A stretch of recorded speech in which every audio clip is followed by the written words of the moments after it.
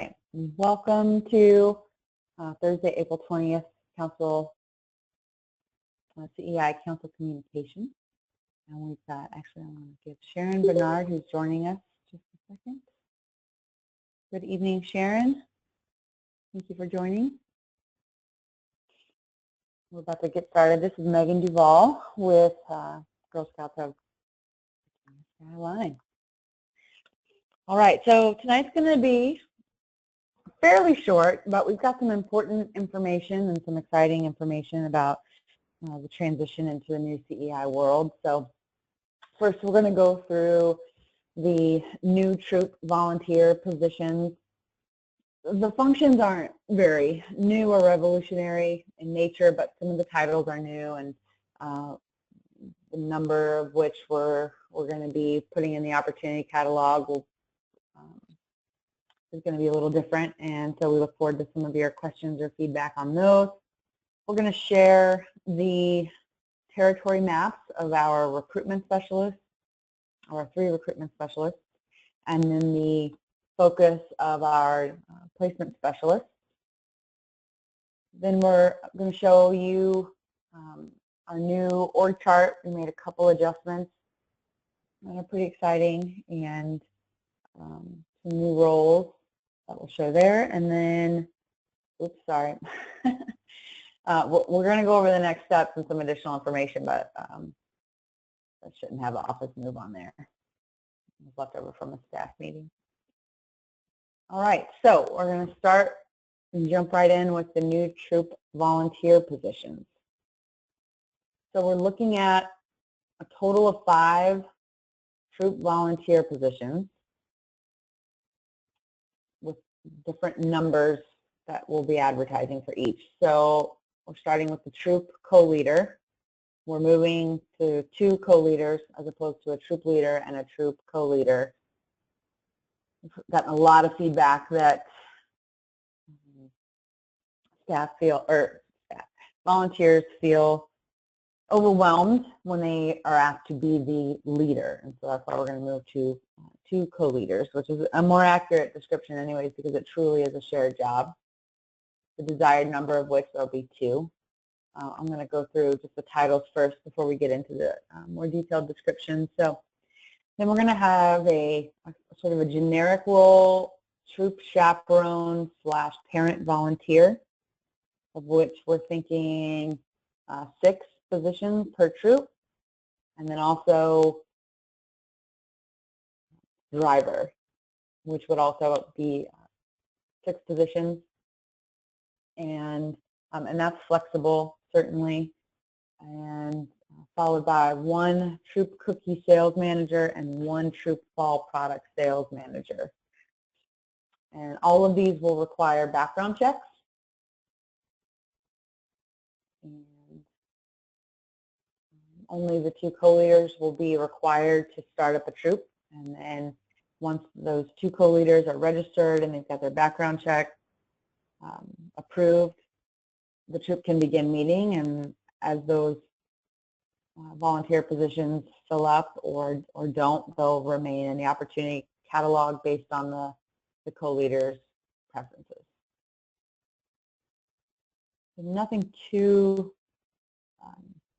revolutionary or drastic in change, but this is kind of where we're going with it, and would love any thoughts or feedback.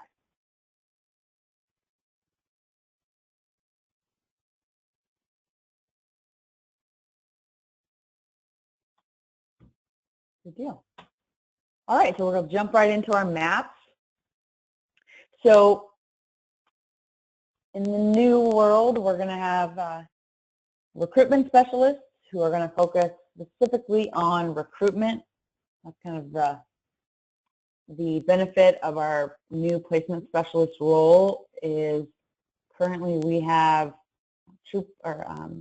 recruiters and volunteer support managers all helping with and as volunteers as well, helping with placement, and it's a pretty confusing and messy process. So in this new world, our recruitment specialists will be able to focus solely on recruitment events and coordinating with their service unit volunteer or service unit recruiters.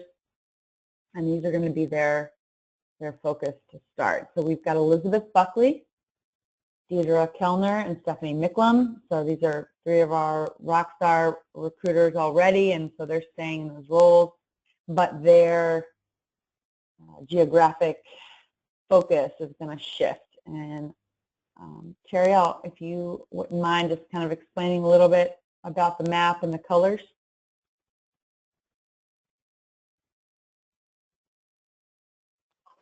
Terry Richardson. So this map, again, is just for the recruiters and the placement specialists. Just the recruitment map. We'll show you the placement specialist map next. The red, green, and yellow actually mean something. We had to look at each service unit and decide what service units are doing really well, what service units are needing some extra.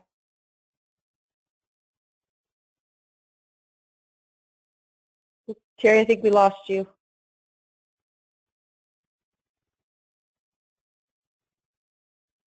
Hello, Can you hear me? Terry.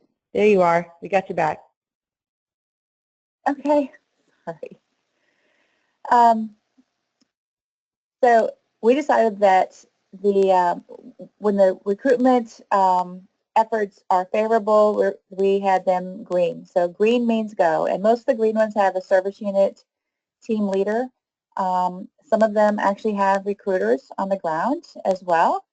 And then we have some of them may not have been not very many recruitment efforts for a while, and so we feel that this upcoming membership year, when we're out there recruiting, we're really going to be focusing on these green because we will be getting the return on our investment for our time and our energy. The yellow is a little bit harder to recruit for various reasons. Maybe they don't have a strong team. Maybe they are trying to regroup with team members.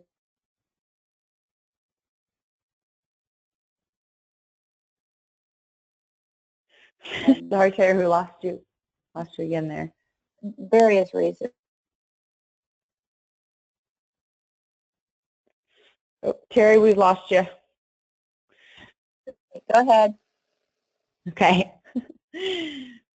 All right. So can you talk about the red?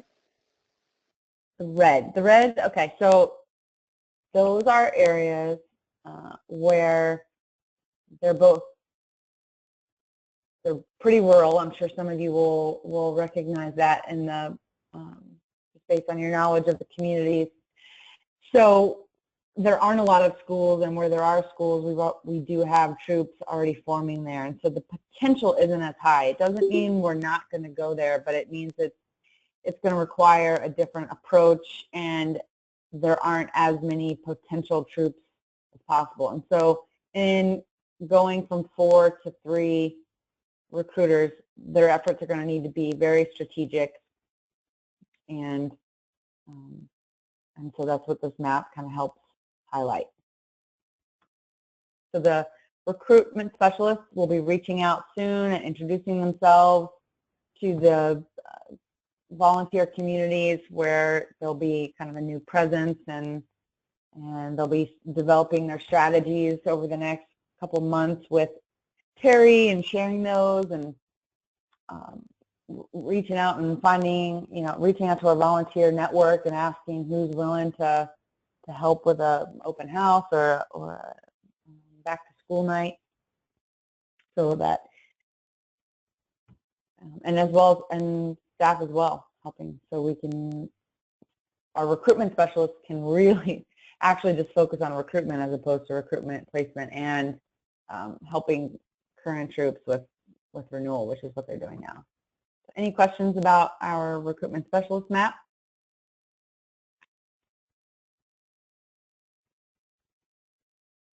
All right. Next up is our placement specialist map.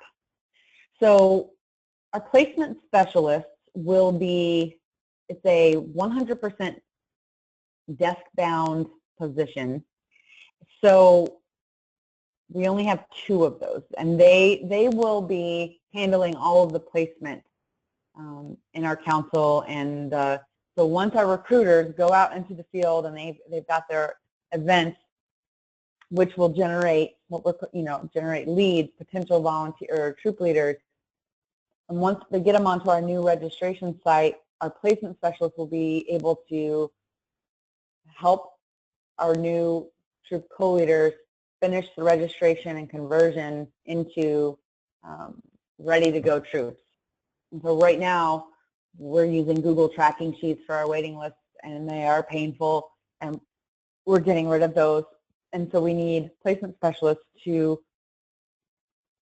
monitor and facilitate our new kind of automated waiting lists and tracking. And they'll also be sending out reports to the service unit leaders with their waiting list people, or with their list of waiting girls that are waiting, so that they can facilitate service unit events and invite them and keep them welcomed and engaged in the Girl Scout world until we're actually able to put together a full troop. And so we've got our 2 placement specialists, Star Mays and Amy Morgan. So Star Mays will be handling the southern part of the council, and Amy Morgan will be handling the northern part. And they'll be working lockstep with their recruitment specialists so that they know when the recruiters are having events, and they'll have, girls and new troop co-leaders coming through the pipeline and making sure they get set up and meeting as soon as possible. We're really excited. And in future or in past council communications, we've had the question of, well, we know Star and Amy are extremely busy already. This, I hope, is not going to just be piled onto their plate, and it will not. We are consciously redistributing their current workload to the appropriate departments and streamlining a lot of our processes as part of CEI. So they're excited and we're excited. This is a brand new function in our council and at all councils. The general structure and onboarding process flow that we're taking is being adopted at councils across the country. This is kind of a proven recipe at this point, and it's really exciting. Any questions on our placement specialists?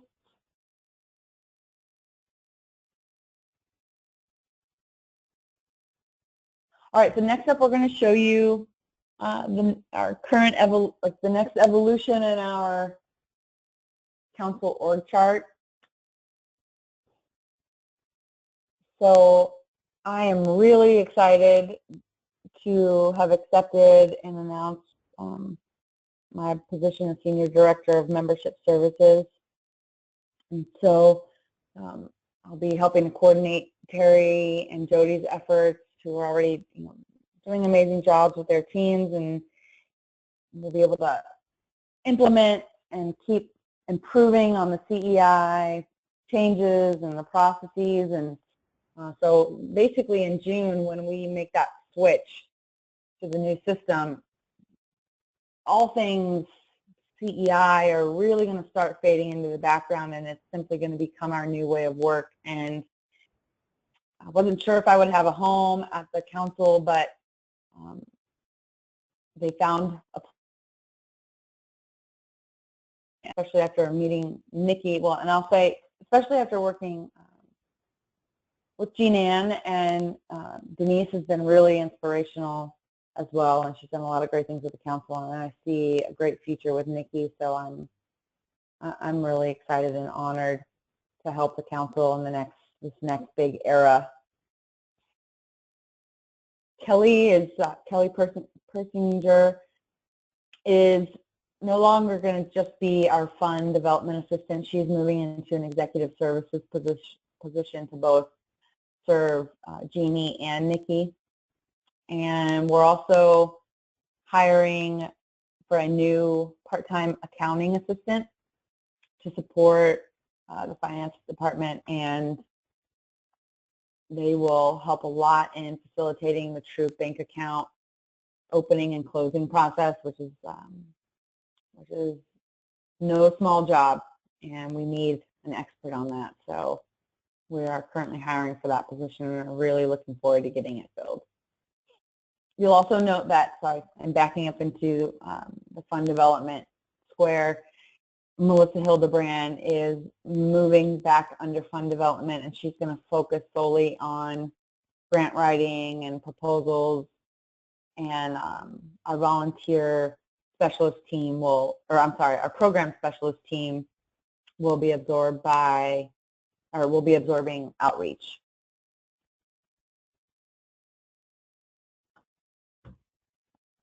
Any questions on our new staff structure? We're really excited. Nikki is starting next Monday, or this coming Monday, April 24th. So we're really sad to see Denise go, but we've heard great things about Nikki, and it's time to start this new chapter. It's going to be good.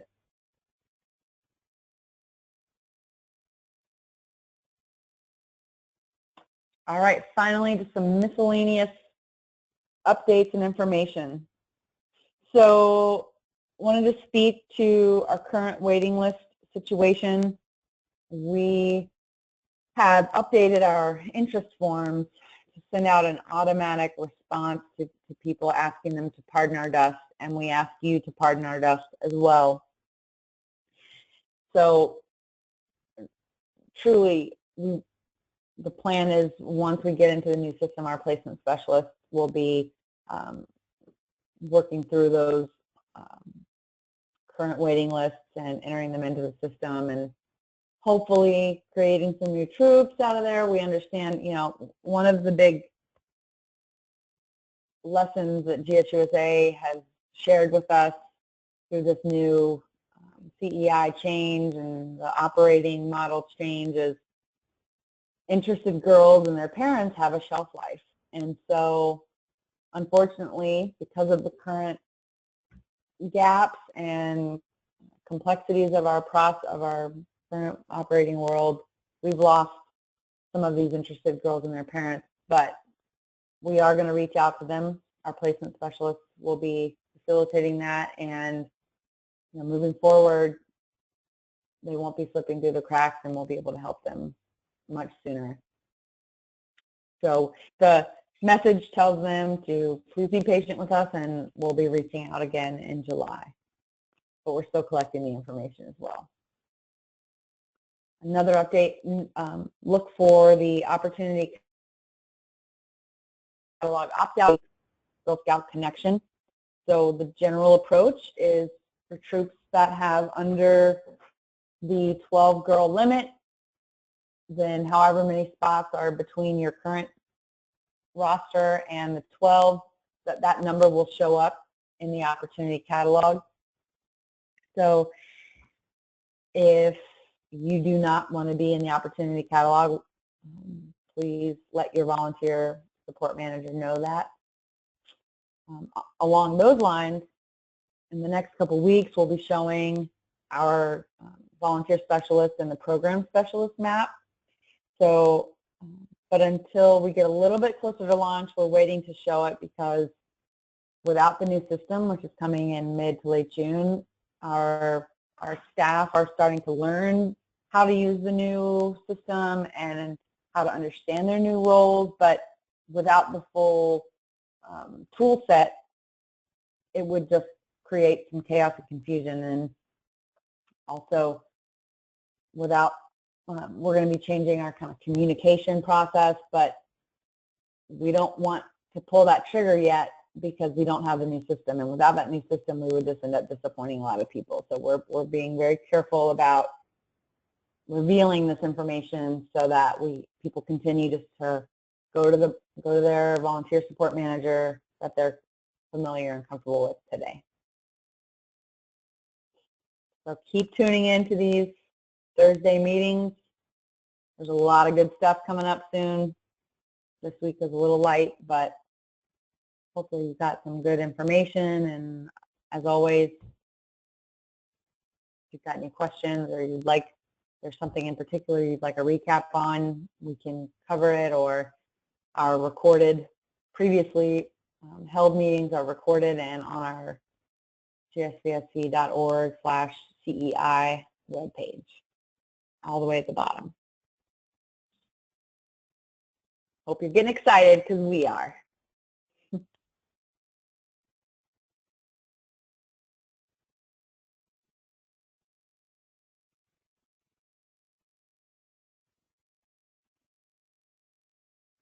All right.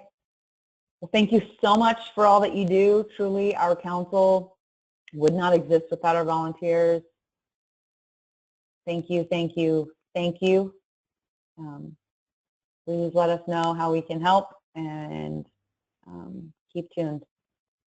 Have a great night, and we'll see you next week.